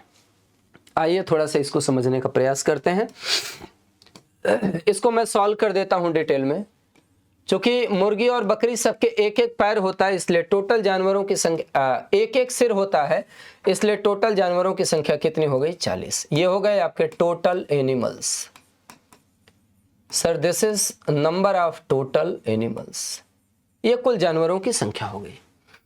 इसमें 2 हैं, कुछ आपकी क्या है? मुर्गियां हैं, हेंस हैं, और जो शेष बच रही हैं आपकी वो क्या है? गोट्स हैं, बकरियां हैं। आप बताइए मुर्गियों के जो पैरों की संख्या होती है वो कितनी होती है? आप कहेंगे सर 2 होता है।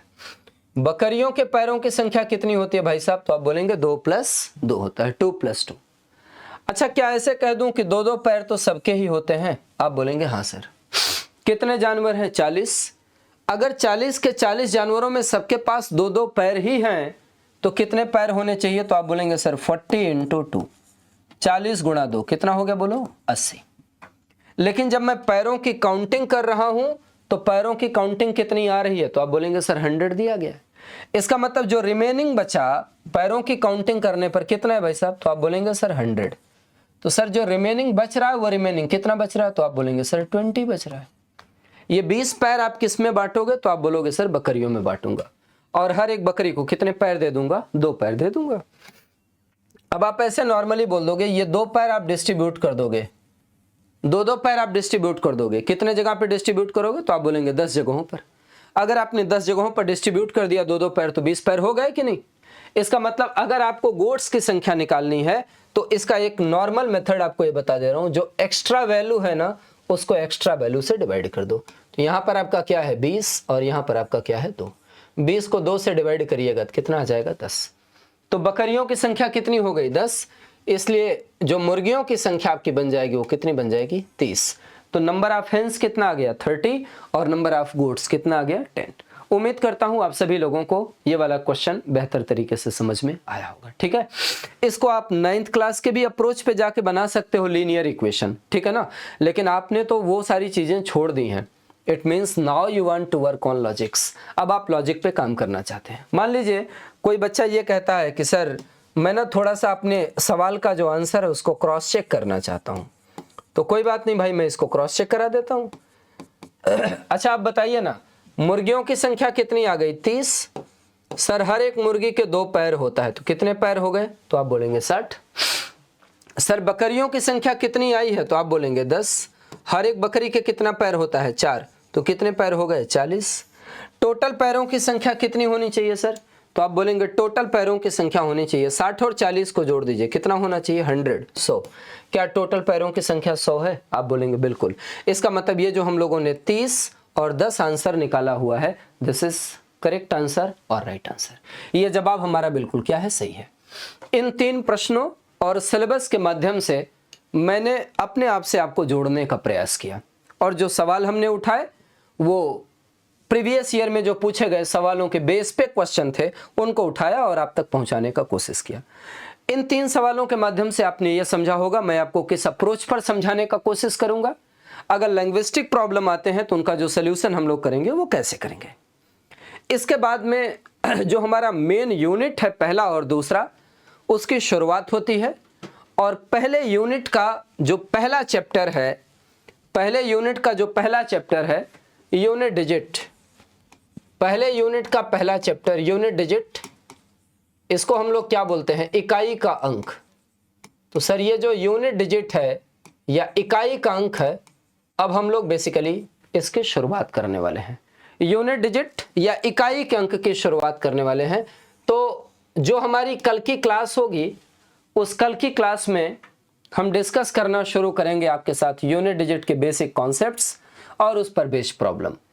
अभी तक यूनिट डिजिट से अब हम जो चैप्टर कराएंगे उसमें आपको ये बताते रहेंगे कि यूपीएससी का जो सीसैट हुआ है, यूपीएससी का जो सीसैट है, इस यूपीएससी के सीसैट के पेपर में कितने सवाल कौन से टॉपिक से पूछे गए हैं।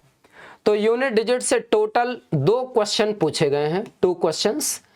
एक क्वेश्चन आपसे पूछा गया है 2023 में 2023, ये प्रॉब्लम आपका डायरेक्ट प्रॉब्लम था। और एक क्वेश्चन पूछा गया आपसे 2024 में, सर ये वाला जो प्रॉब्लम था ये एक इनडायरेक्ट क्वेश्चन था, इनडायरेक्ट प्रॉब्लम था। तो मैं इनकी भी चर्चा करूंगा। हमारे क्लास में चीज़ों को डिलीवर करने का पैटर्न क्या रहेगा, सबसे पहले मैं आपको क्लास नोट्स प्रिपेयर कराऊंगा। क्लास नोट्स, इस क्लास नोट्स में क्या डिस्कस करूंगा, कॉन्सेप्ट्स। इसके बाद में सेकंड स्टेज में हम लोग क्या करने वाले हैं, इन कॉन्सेप्ट पर बेस्ड प्रॉब्लम्स, मतलब प्रैक्टिस क्वेश्चंस करेंगे। और जब हमारे प्रैक्टिस क्वेश्चंस निपट जाएंगे, इसके बाद जो हमें करना होगा वो प्रीवियस ईयर क्वेश्चंस। इसके बाद सर हम लोग करेंगे प्रीवियस ईयर क्वेश्चंस, जिनको आप PYQs बोलते हो, प्रीवियस ईयर क्वेश्चंस। मतलब कोई भी टॉपिक हम शुरू करेंगे, पहले उसका बेसिक कॉन्सेप्ट समझेंगे, बेसिक कॉन्सेप्ट पर बेस्ड प्रैक्टिस करेंगे, और उसके बाद में उसके प्रीवियस ईयर में जितने सवाल पूछे गए हैं उन सब पर आपके साथ में डिस्कशन करेंगे। तो इस क्लास को ज्वाइन करने के बाद में ना तो आप कॉन्सेप्ट के लेवल पे कमजोर रह जाओगे, ना प्रैक्टिस के लेवल पे कमजोर रह जाओगे, ना प्रीवियस ईयर के क्वेश्चनों के सोल्यूशन के लेवल पे कमजोर रह जाओगे। ये कंप्लीट पैकेज है सीसैट के लिए, और आपको पता है ये वो प्रमुख द्वार है जिसको बिना तोड़े आप बाकी चीज़ों में एंट्री ही नहीं कर पाते हैं। तो सीसैट की समझ जो होगी ना, ये आपके जनरल स्टडी में भी आपको बहुत लाभ देने वाली है। इसलिए आइए और ज़्यादा से ज़्यादा संख्या में आप इसको करिए और समझिए चीज़ों को, और ज़्यादा से ज़्यादा आप लाभ उठाइए और अपने लॉजिक्स को डेवलप करिए। कल की क्लास में शुरुआत करूँगा यूनिट डिजिट का, पहली क्लास बेसिक कॉन्सेप्ट से चीज़ों को शुरू करके प्रीवियस ईयर तक आपको लेकर के आने का प्रयास करूँगा।